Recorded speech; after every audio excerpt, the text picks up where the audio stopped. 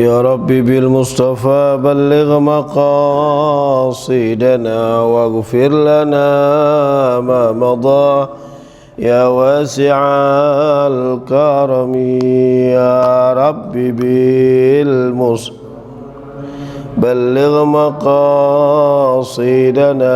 واغفر لنا يا واسع الكرم مولاي صل وسلم دائما أبدا على حبيبك خير الخلق كلهم يا رب بال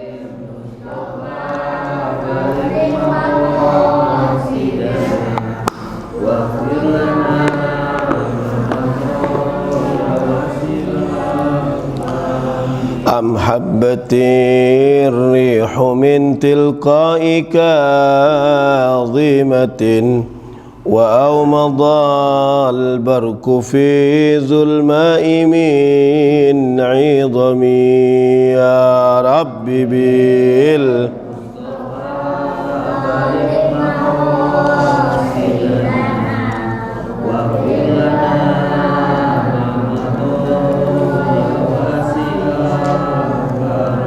تنكر العين ضوء الشمس من رمد وينكر الفم طعم الماء من سقم يا رب بالمصطفى واغفر لنا ما مضى اللهم صل وسلم وبارك عليه وعلى آله. Bismillahirrahmanirrahim. Assalamualaikum warahmatullahi wabarakatuh. Alhamdulillahi wa kafa wa salatu wassalamu ala sayyidina Muhammadinil Mustafa wa ala alihi wa ashabihi ahli sidki wal wafa. Allahumma salli ala nuril anwar wa sirril asrar wa tiryagil aghyar wa miftah babil yasar sayyidina Muhammadinil mukhtar wa alihi al athhar wa ashabihi al akhyar adada ni'amillahi wa ifdalihi amma ba'd. Jamaah sekalian, sebelum kita membacakan kitab ini, karena kita sudah memasuki bulan Rajab, alangkah baiknya nanti kita mengenal sedikit apa itu bulan Rajab yang dikatakan Nabi besar Muhammad sallallahu alaihi wasallam, dan bagaimana orang yang mengamalkan di situ, dan kemudian apa aja doa-doa yang akan kita baca di bulan Rajab. Nah, sebelumnya sampai ke doa yang atau hadis yang bakal kita bacakan nanti, ini kitab sebenarnya disusun oleh Al-Habib Zain bin Ibrahim bin Smith, salah satu ulama dari Madinah. Beliau dari keturunan Hadramaut. Disusun kembali, dirapikan oleh Al-Habib Ali bin Hasan Baharun dari Jawa Timur. Ini kitab namanya, biasanya di kalangan pesantren disebutnya dengan kitab Al-Fawaid. Itu udah ngerti mereka, kitab Fawaid. Tapi panjangnya adalah Al-Fawaidul Mukhtarah. Jadi faedah-faedah pilihan, atau mungkin kalau di bahasa Indonesiain, nasihat-nasihat yang terpilih. Mirip dengan yang disusun oleh Al-Habib Abdullah bin Ali Al-Haddad, mereka disebut dengan An-Nasaih Ad-Diniyah, nasihat-nasihat keagamaan, wal wasaya al imaniyah, wasiat-wasiat dan wasiat-wasiat keimanan. Nah, sebelum sampai ke situ, kita baca dulu surah Al-Fatihah. Kita bacakan Al-Fatihah, kita hadiahkan buat guru-guru kita.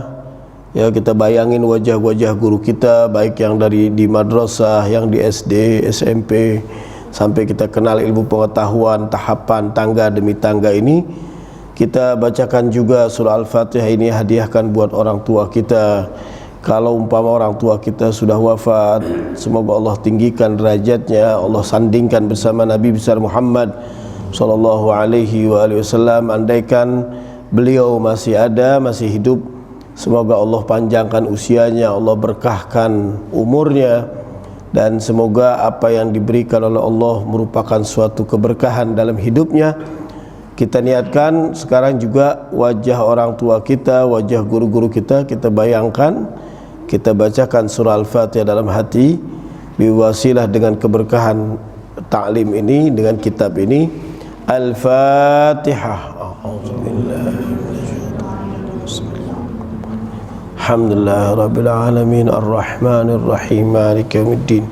Iyyaka na'budu wa iyyaka nasta'in, ihdinas siratal mustaqim, siratal ladzina an'amta 'alaihim ghairil maghdubi 'alaihim waladdallin. Amin.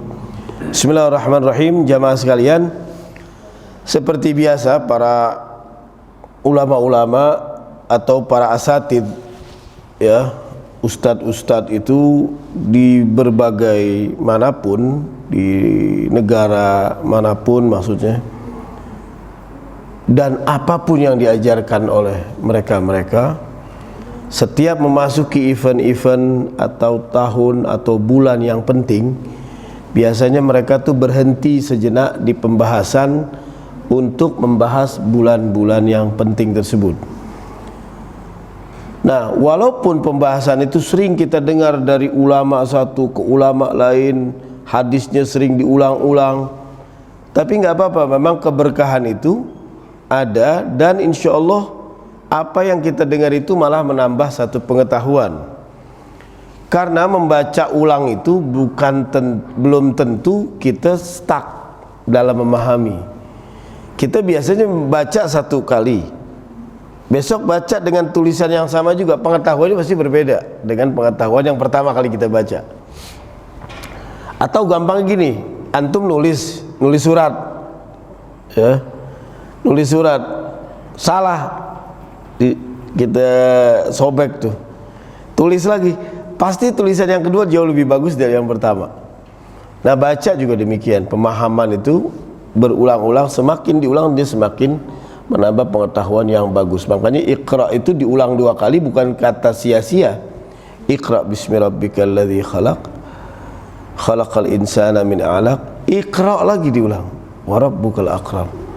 Tandanya berkali-kali Al-Quran meminta baca lagi 2 kali karena itu akan menjadi pembahasan. Sama, pembahasan juga diulang itu bukan untuk sia-sia kita duduk, tapi pembahasan itu ada manfaatnya. Nah, di dalam bulan Rajab ini Nabi sallallahu alaihi wasallam, ruwiya 'anin Nabi sallallahu alaihi wasallam, diriwayatkan dari Nabi besar Muhammad sallallahu alaihi wasallam, annahu, bahwasanya beliau, kana, dia, yaqulu idza ra'a hilal Sya'ban, apabila beliau melihat hilal Sya'ban itu akan ada, timbul, pasti beliau itu berdoa, Allahumma barik lana fi Rajabin wa Sya'ban wa ballighna Ramadan. Ya Allah, lihat yang menarik doanya Nabi apa? Ya Allah, berikanlah keberkahan lana, untuk kami, fi Rajabin wa Sya'ban wa ballighna Ramadan. Diberikan keberkahan di bulan Rajab, di bulan Sya'ban, dan disampaikan agar mengalami di bulan Ramadan. Yang menarik, Nabi minta di sini doanya keberkahan. Nabi nggak meminta yang lain. Nabi nggak mengkhususkan di bidang lain. Kenapa Nabi nggak minta apa umpama, ya Allah sehatkan badan kami, ya Allah umpama apa, diperkaya kami mau mendekati Ramadan karena akan membayar zakat atau ngasih sedekah. Kenapa Nabi doanya cuman barik lana? Ma ma'nal barakah? Kita makna barakah ini udah sering kita bahas berkali-kali. Arti makna barakah, al barakah kalau buka di kamus-kamus artinya adalah An-numu waz-ziyadah, sesuatu yang tumbuh, sesuatu yang berkembang. An-numu waz-ziyadah, atau di dalam bahasa syariat disebut ziyadatul khair, kebaikannya bertambah. Maksudnya apa kebaikannya bertambah? Maksudnya kualitasnya satu tapi manfaatnya banyak. Jumlahnya satu tapi manfaatnya banyak. Ana sering contoh berkali-kali, yang contoh ini insya Allah diulang agar kita bisa mengingatnya lebih kuat lagi. Punya uang sederhana 1 juta, beli sepatu 1 juta, habis, itu uang namanya nggak berkah.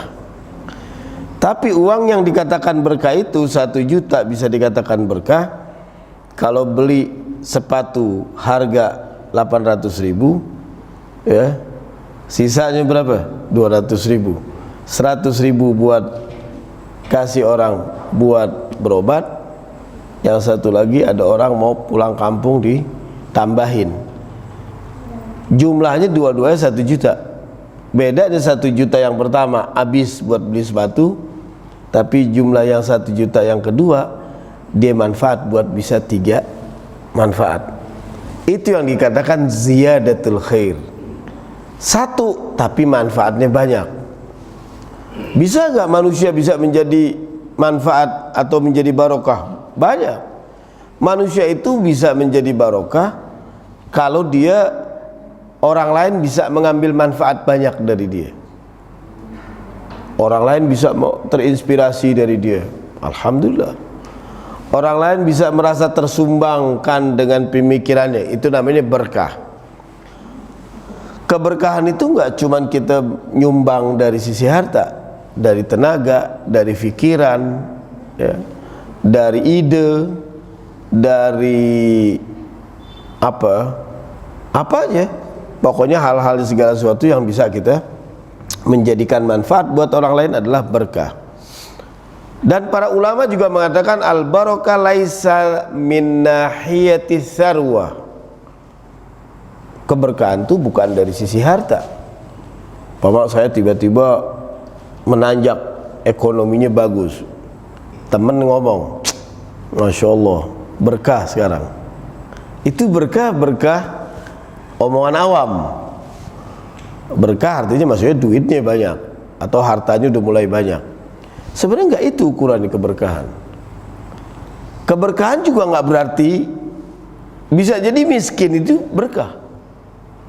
Bisa jadi orang yang enggak punya itu mengalami keberkahan. Makanya Nabi mendoakan orang yang mau siap menjalani hidup rumah tangga, doanya apa? Barakallahu lakuma wa baraka alaikum. Barokahnya diulang, yang satu lakuma, yang satu alaikuma. Lakuma di saat senang dia, alaikuma di saat menderita. Aqil bin Abi Thalib tanya, ajib, heran, biasanya kalau senang dibilang berkah, pantas. Ini dalam keadaan susah dibilang berkah. Maksudnya apa? Berkah itu tetap ada walaupun kita dalam keadaan susah. Berarti orang yang enggak punya harta bisa jadi enggak berkah, bisa jadi. Kalau dia ngeluh mulu, banding-bandingin. Orang kan ngeluh tuh kelihatannya gampang, protes, ngeluh itu kelihatannya sederhana, padahal dalam hatinya itu kalau umpama orang irfan memandang, orang ahli tauhid memandang, kelihatannya sederhana mengeluh. Padahal ngeluh itu isinya kalau dibongkar, dia lagi protes dengan keadilan Allah. Kenapa Allah nggak adil bagi harta? Jadi kita ini udah bisa menilai Allah ini adil apa tidak. Kita lagi memprotes keadilan Allah. Kok bisa sih dia kayaknya nggak sholat, nggak apa, kaya aja, tapi gue lagi sholat gini-gini kok begini. Nah itu dia lagi protes, seakan-akan dalam tanda kutip Allah nggak proporsional di sini. Apa sih? Itu bahaya. Kelihatannya sederhana, Itu yang disebut dengan tidak keberkahan. Jadi sekali lagi, berkah itu bukan min nahiyati tsarwah, bukan dari harta. Orang punya duit banyak bisa jadi nggak berkah, bisa jadi malah lupa. Orang yang punya duit banyak berkali-kali, dia syukuran. Orang punya uang banyak, dulunya biasa, tapi lama-lama bisa sibuk deh. Ini benar-benar kenyataan, bukan sinetron, bukan apa. Kita punya kenal lah, ada orang itu berkali-kali dia bilang, wah ini kita perlu didoain nih Beb, kita mau ini, kenapa? Insyaallah anda punya usaha gini-gini. Oh ya sudah, ya kita sama-sama teman, ya doakan semoga dia maju dan segala macam. Tapi dengan seiringnya maju, melesat betul, dia punya usaha bagus, ini bagus, pegawai udah bagus segala macam. Ternyata orang-orang yang di sekitarnya itu, dia lihat sekretarisnya lebih wangi dibanding istrinya. Wah, udah mulai beda tuh deh. Sekarang terus dilihat udah apa-apa tuh gampang. Dan dia melihat beberapa pegawai-pegawai itu kayaknya disuruh dia mulai gampang. Kita udah ngebaca udah lama, aduh kayaknya dia udah mulai begini. Sama kita tetap baik, tapi kelihatan gitu meremehkan itunya udah mulai ini, dan sudah mulai udah nggak wajar gitu. Benar aja, duit melimpah, tapi kehidupan makin lama makin parah. Istri yang tadinya biasa menjadi sosialita karena dia merasa di ini terus, akhirnya lebih sering jalan sama yang nganterin, sama supirnya. Berantakan akhirnya tuh. Hidup penuh gak harta? Harta, tapi gak berkah. Keberkahan itu memang bukan di situ. Keberkahan adalah ketika an-numu wa zuhur, ketika tumbuh. Apa yang dimaksud tumbuh di sini kita lihat. Ana di bidang keagamaan berkali-kali teman suka bilang, antum kenal ini gak Sat? Oh kenal. Masya Allah dia udah berkah tuh. Kenapa? Anda mau tahu nih ciri-ciri dia berkah nih kayak apa definisi dia. Sekarang pesantrennya gede. Oh gitu. Mobilnya 2, gede-gede. Ini ceritanya cuma seputar itu. Murid banyak, mobilnya bertambah, undangannya banyak, sering mimpin umroh, seputar itu. Tapi kita kan nggak berani bantah, namanya kan orang lagi cerita itu. Khawatir kalau kita cerita, kalau kita bantah makna berkah, dianggapnya kita ngiri, kan repot gitu. Tapi kita ngelihat hanya kualitas orang, memang macam-macam dengar. Oh gitu. Ya udahlah, level dia lah ngomong berkah. Oh iya. Terus satu lagi begitu. Nanti kalau ngelihat lagi kita ketemu kita, nah dia cerita temen sama begitu lagi. Si itu masya Allah tuh sekarang. Wah jadwalnya padat merayap, pesantrennya gede, mimpin umroh hampir tiap bulan. Wah duitnya di ini. Dia anggap itu bagian dari satu keberkahan. Karena apa? Karena mereka memandang keberkahan adalah di sisi duniawiyah. Padahal nggak ada yang menilai begini. Yang taunya adalah barokah an-numu wa zuhur, tumbuh, berkembang. Apaan yang dimaksud berkembang di sini? Kita lihat. Walaisat al-barakatu min nahiyati shihhah. Bukan dilihat dari cuman sehat doang. Alhamdulillah antum yang lain pada alhamdulillah, ya Allah sehat ini nggak pernah. Ya alhamdulillah nggak pernah sakit. Berkah antum. Biasa itu. Omongan-omongan awam, cuman antum habis ngaji ini jangan protes ya. Oh tak dulu sebentar, barokah artinya waduh, jangan biarin mereka membiarkan, artinya mereka memang lagi mendefinisikan berkah sebatas yang mereka punya. Alhamdulillah kita, alhamdulillah sehat berkah. Makanya kata-kata sehat kalau antum teliti, sehat itu selalu diiringi dengan apa? As-sihhatu wal afiyah. Gak ada sehat sendirian. Bagaimana kabar antum? Alhamdulillah sehat walafiat. Kita sering nyebut sehat walafiat, kita nggak tahu arti sehat walafiat. Jadi nggak sebatas sehat, tapi walafiat. Ma makna afiat? Menghapus. Sehat dalam keadaan memaafkan orang lain, mudah memaafkan orang lain. Sehat dalam keadaan Allah juga lagi mengampuni kita punya kesalahan. Itu baru hidup yang penuh keberkahan. Jadi hidup sehat itu nggak cukup, tapi afiah. Afiah di situ adalah, kalau afa ya'fu artinya kan menghapus. Afiah dia bilang sehat, apa artinya menyembuhkan. Arti menyembuhkan juga menghapus dari segala penyakit. Nah itu yang penting. Bagaimana kabar antum? Ana fis sihhati wal afiyah. Anda dalam sehat dan dalam keadaan memaafkan orang lain. Kalau antum hidup sehat tapi masang wajah galak sama orang, padahal kata Nabi, inna syarra ummati yukramuna nas makhafata syarrihim. Sesungguhnya sejelek-jeleknya umatku itu yang mana dia ditakuti oleh orang lain karena kejelekan itu takut kena kepada itu orang. Jadi dia dihormatin karena jangan sampai dia berbuat jahat.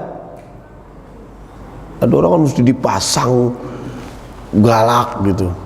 Ada orang yang perbuatan aibnya dibongkar sama dia. Itu ada sering benar dengar cerita itu. Jadi kalau kita ngobrol gitu kan sama orang, sampai yang udah berpendidikan tinggi gitu, dia bilang, aneh kalau udah marah Bib, wah kacau sudah, aneh bisa permalukan tuh orang. Oh digirang, padahal itu kan aib ya.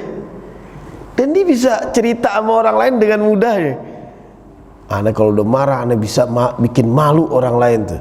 Padahal kan aib itu. Artinya mestinya kan perbuatan itu kita berdoa, Allahumma astur uyubi, tutuplah aib aku ya. Maka di dalam doanya Sayyidina Ali pernah mengatakan, Allahumma maulai kam min qabihin satarta wa kam min itharin waqaita wa kam min jamilin lastu ahlan lahu nasyarta. Ya Allah, berapa banyak aib itu yang mestinya orang lain tahu tapi kau tutupi. Berapa banyak sana'in jamilin, perbuatan indah yang sebenarnya aku nggak berbuat tapi dialamatkan kepada aku. Orang lain itu ceritanya aku terus, padahal nggak ada di aku. Mestinya Sayyidina Ali itu doa sampai kayak begitu. Ya Allah, berapa banyak Allah ini nebarin orang-orang lain tuh muji kita tuh baik, padahal Anda nggak sebegitu banget baiknya.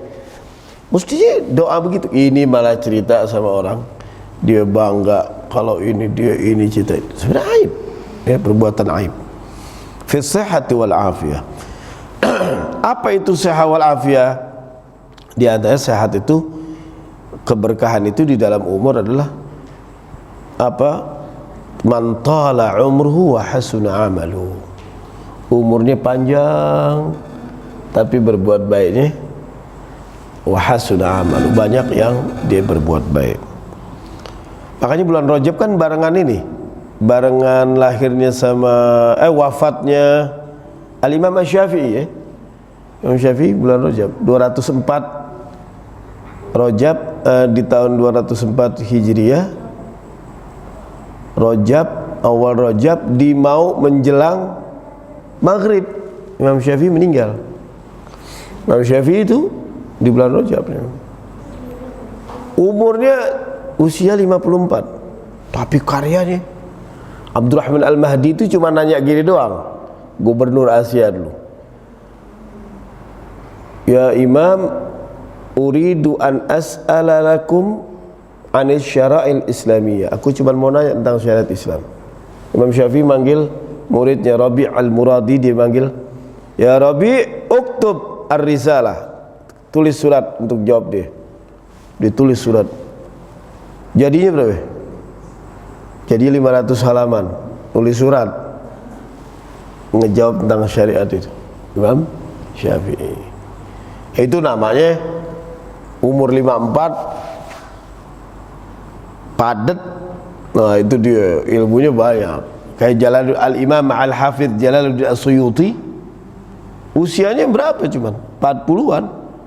Tapi karyanya lebih banyak dari usianya. Imam Syafi'i lihat lahir nih, contoh ya.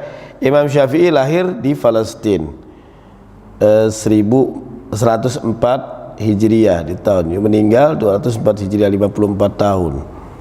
Terus beliau lahir di Asqalan di daerah Palestina.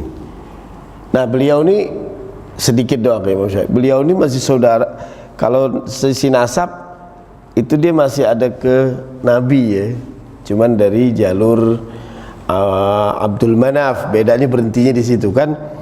Muhammad bin Idris bin Abbas bin Utsman bin Syafi'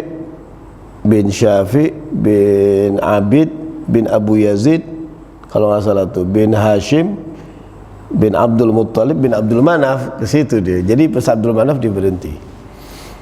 Ya, belum dia berguru sama Al-Imam Malik. Sebagian meriwayatkan dia sempat belajar dengan Imam Abu Hanifah, tapi riwayat itu dhaif karena barengan Imam Abu Hanifah wafat, Imam Syafi'i lahir dengan tahun yang sama. Jadi orang lain enggak mengatakan enggak bisa, enggak mungkin ketemu. Dan andai kata ketemu juga masa bayi terus bilang ngaji kan enggak mungkin. Belajar dengan Imam Malik iya di Madinah.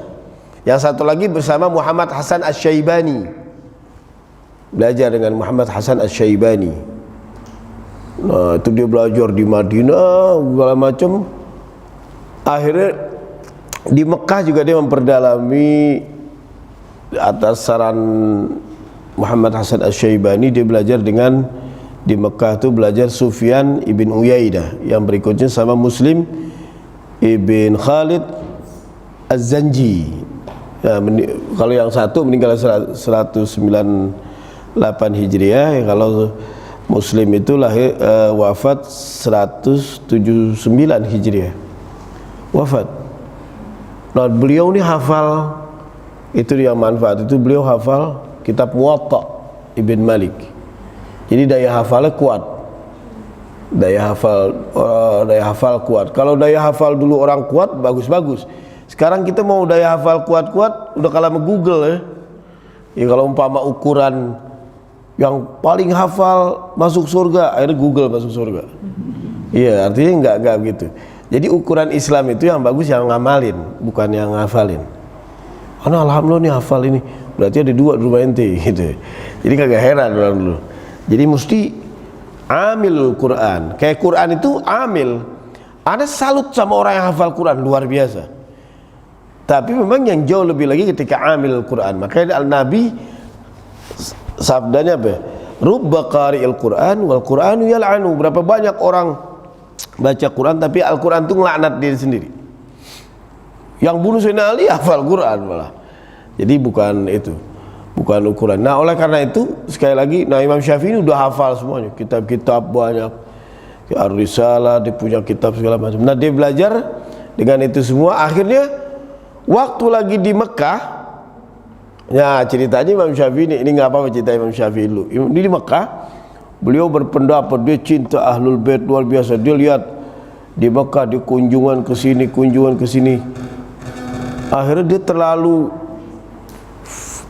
vokal muji Ahlul Bait sampai luar batas. Dulu kalau muji Ahlul Bait itu, orang dulu di zaman dulu memuji-muji keluarga Nabi disebutnya Rafidi. Kalau di sekarang disebutnya Syiah, atau sekarang lebih tren lagi musyrik gitu. Wah tuh kedengeran. Pas di Baghdad ditangkap sama Harun Ar-Rasyid, mau dihukum mati. Untungnya yang belain waktu itu yang pernah jadi qadhi di pemerintahan Harun Ar-Rasyid namanya Muhammad ibn Hasan Asy-Syaibani. Beliau belain kalau dia qadhi, qadhi itu salah satu hakim berpengaruh di situ. Dia kan dia muridnya Abu Hanifah. Enggak, Imam Syafi'i enggak begini. Karena Imam Syafi'i berkali-kali dipantau, diingetin jangan suka muji-muji. Dulu kalau muji-muji keluarga Nabi itu vulgar dulu, kelihatan sampai sekarang. Umpama nih aneh dari awal sampai akhir nerangin Ali bin Abi Thalib, udah mulai senggol-senggol nih. Ini Ustadz orang mana nih Ustadz? Sama dari dulu tuh udah ada begitu. Udah mulai tanya-tanya ini. Sampai Imam Syafi'i karena vokal hak, dia bilang apa? Terkenal syair. Antum kalau lihat di diwan-diwan kumpulan sajak-sajak Imam Syafi'i ada dia ngomong, "Qul in kana rafdan hubba ali Muhammadin falyashhadu tsaqalani anna rafidi." Anartiin. Katakan, kalau cuma cinta keluarga Nabi itu dibilang rafidi, pembangkang, bahasa sederhananya gini. Falyashhadu tsaqalani anna rafidi. Alam jagat raya saksiin, nggak apa-apa gue dibilang rafidi, gitu loh. Andai kata gue umpama, ya kasarnya begitu. Pokoknya kalau dibilang ini, dibilang sesat, musyrik, nggak apa-apa, saya sesat, umpama gitu. Makan tuh lo omongan sesat lo gitu, gambar gitu. Ditangkap sama Harun ar-Rasyid, tangkap, diinterogasi. Nah untung yang belain waktu itu Muhammad bin Hasan Asy-Syaibani. Di situ beliau dikasih peluang dakwah, akhirnya betul ternyata beliau dakwah dan memang nggak ada ciri-ciri Rafidi, hanya beliau cinta kepada Sayyidina keluarga Nabi itu berlebihan dan luar biasa cintanya. Makanya pengikut Imam Syafi'i kebanyakan yang di Indonesia ini sama habaib, turunan-turunan zuriya, Masya Allah. Dia masih ada, kalau baca syair-syairnya, dia harus mengikuti itu semua. Nah berikutnya akhirnya dia di Baghdad tuh dia punya murid. Di Baghdad tuh punya murid Ahmad bin Hanbal, satu lagi siapa itu Abu Thawr Al-Kalbi, Abu Ali Hasan Az-Za'farani. Dia banyak punya murid, sampai dari belajar di Baghdad, di Mesir fatwa dia yang dia pernah dulu tulis berubah. Pernah dengar ya Imam Syafi'i ada qaulul qadim, ada qaulul jadid, berubah. Di Mesir tuh dia berubah. Nah, di Mesir dia punya murid banyak ya. Ada Abu Ya'qub Al-Buwaiti, Rabi' Al-Muradi tadi itu ya. Nah, itu banyak dia punya murid, dan disitulah Imam Asy-Syafi'i. Itu imam kita tuh, kita harus kenal tuh. Waduh. Jadi kita harus kenal imam kita, siapa Ahmad bin Hanbal, siapa Abu Hanifah, siapa Sufyan Ats-Tsauri, siapa Al-Imam Al-Auza'i, siapa Al-Imam Ja'far As-Shadiq, dia harus tahu semua. Imam Ali Ar-Ridha, Al-Imam Ali Al-Hadi. Mereka yang suka bagaimana curhat dengan para a'immah semua. Itu seputar bagaimana al-barakah, ilmu itu bermanfaat di situ. Tu tala umruhu wa hasuna amaluh. Nah, yang dimaksud di sini adalah nah, berkah juga bukan dari tempat. Tempatnya nggak berkah. Apa ciri-cirinya? Panas? Nggak ada. Mekah itu berkah. Mekah itu panasnya minta ampun, lebih dari Surabaya. Berkah. Kita kalau belanja di Mekah, ngelihat yang ngelayanin kita, orang penjualnya ngelayanin kita, itu kayak kita minta. Kita beli nih, kita beli, udah kayak minta udah. Ada ini enggak dilihatin sama di muka? Ada pernah dengar tuh ada orang nawar semangka sama dia di Mekah, kam haza, dia biasanya mau ngomong Arab. Ini orang muka orang Indonesia nih. Orang Indonesia kan udah nomor 2 di Solo. Kam haza, dilihatin nih. 2 real, bahasa Indonesia. Terus orang Indonesia biasa nawar. Nawar udah adat gitu, takut jadi mahalin apa nawar. 1 rial 1 rial. Haji 1 rial. Wala jawab kagak boleh, wala bilang boleh atau nggak usah, nggak dilihat mukanya. 1 rial. Apa dia bilang? Muka ente nggak pantas makan semangka. Bayangin. Bilang aja nggak boleh. Beres kan? Muka ente nggak pantas makan semangka. Tapi yang menarik, Mekah itu barokah. Belah mana cuma berkah. Nah, yang dimaksud berkah itu bukan di panasnya, bukan di adatnya, bukan di kampung. Tetapi apa yang dimaksud keberkahan di situ ntar kita bahas dulu. Nah, berikut juga waktu, keberkahan waktu itu gimana? Kita bisa juga punya waktu kita dipakai untuk apa? Ada orang yang sepanjang harinya nggak ada nambah 1 ilmu pun, nggak ada. Kok bisa itu? Jadi 1 hari lewat nggak ada nambah ilmu. Kalau ngomong kelihatan kualitasnya, nggak ngomongin ilmu. Kalau ini nggak ada kualitas ngomongin ilmu. Dan Anda waktu itu suka pikir, ini orang nggak gelisah apa? Karena yang begitu-begitu tuh bukan di samping kita nggak gelisah. Al-Quran juga tanya itu. Ketika para penghuni akhirat itu berdialog, masalakakum fi saqar, kenapa kamu bisa masuk neraka saqar? Apa jawaban penghuni neraka itu? Qalu lam nakun minal musallin. Dulu aku belum pernah sholat. Walam nakun nut'imul miskin. Ada yang bilang lam di sini bukannya belum pernah, tapi jarang. Walam nakun nut'imul miskin. Aku jarang tergerak hati kita untuk memberi makan orang miskin. Yang menarik 3 nih. Yang ketiga yang menarik, wa kunna nahudu ma'al khaidin. Aku ini sering duduk nongkrong sama orang, bersama orang-orang yang suka nongkrong. Maksudnya apa? Nggak ngomong ilmu. Subhanallah, nggak ngomong ilmu masuk neraka. Wa kunna nahudu ma'al khaidin.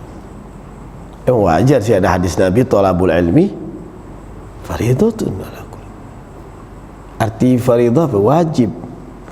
Ditinggalin dosa, dikerjain dapat pahala. Ya kalau kita tinggalin ya dosa. Ditanya. Nah, kalau kita waktu kita nih dipakai apa-apa ngomong ilmu. Kalau ada orang ini dikit, waduh kayaknya bukan ini, tinggal, nggak apa-apa masalah. Nah, itu yang disebut dengan waktu yang dengan penuh keberkahan. Artinya apa? Ayat taqarrub. Ya, makna barokah kita masuk di sini. Kenapa Nabi berdoa, Allahumma barik lana fi Rajabin wa Sya'ban wa ballighna Ramadan. Ya Allah, berikanlah keberkahan. Keberkahan di sisi apa? Agar kita tuh taqarrub ilallah.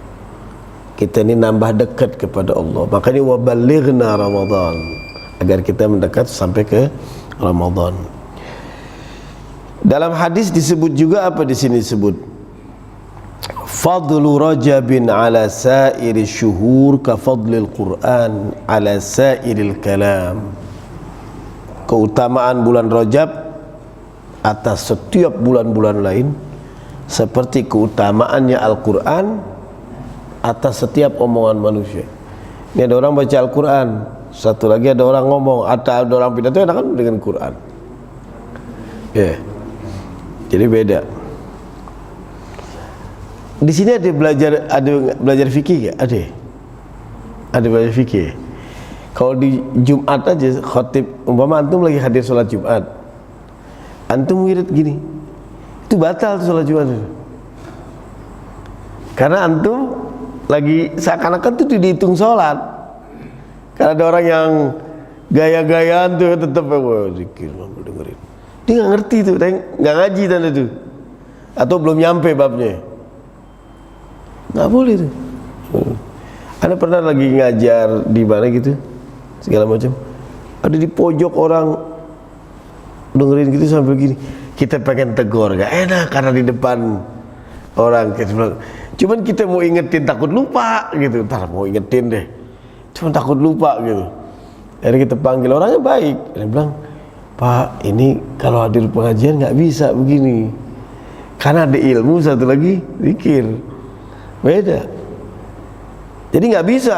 Umpama dia mau sekalian zikir, berarti percuma dong ngajinya. Oh berarti dia mau dengerin ilmu, ngambil zikir, zikir yang percuma. Zikir kan butuh dua arti, mengingat apa? Menyebut. Dia harus konsen. Allah, Allah, Allah, Allah, Allah, Allah. Fokus. Ketika menyebut satu kali Allah, dia lagi bayangin betapa nikmatnya itu lagi datang. Allah, datang lagi nikmat lagi. Ya Allah, nggak berhenti nih nikmat Allah. Terus makin deket, itu arti zikir tuh gitu. Bukan asal target bilangan. Allah, dikit lagi. Allah, nggak. Dia ada.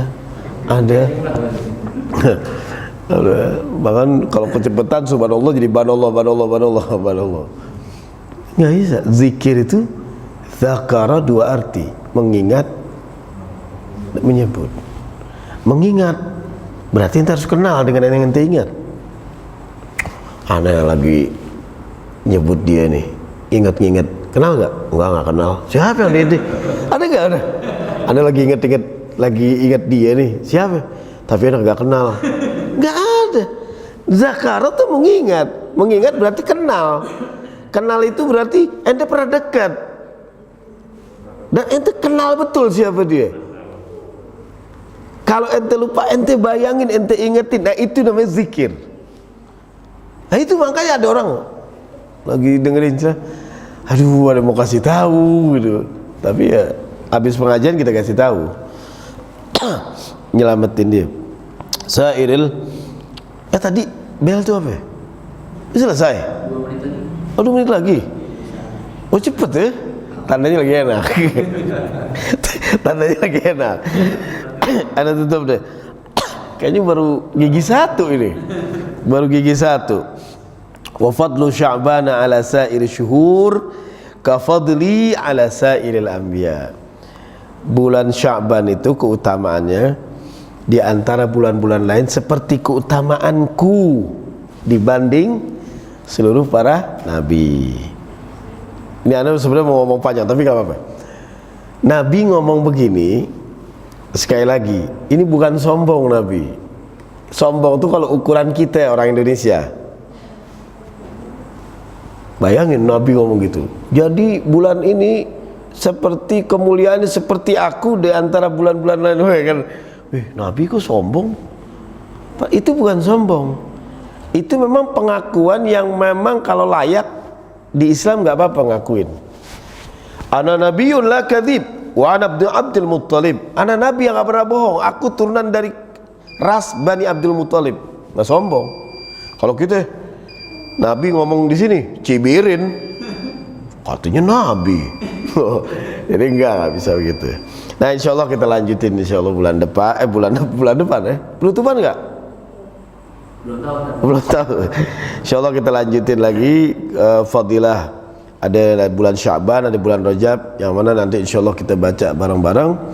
Insyaallah dengan adanya keberkahan ini kita mengetahui bulan Rajab yang dimaksud adalah berkah, bukan berkah dari sisi harta, bukan dari sisi semuanya, tapi berkah at-taqarrub ilallah, makin dekat kepada Allah. Itu yang dimaksud dengan hadis ini. Wa sallallahu ala sayyidina Muhammadin wa ala alihi washabihi wasallam walhamdulillahirabbil alamin. Wassalamu alaikum warahmatullahi wabarakatuh.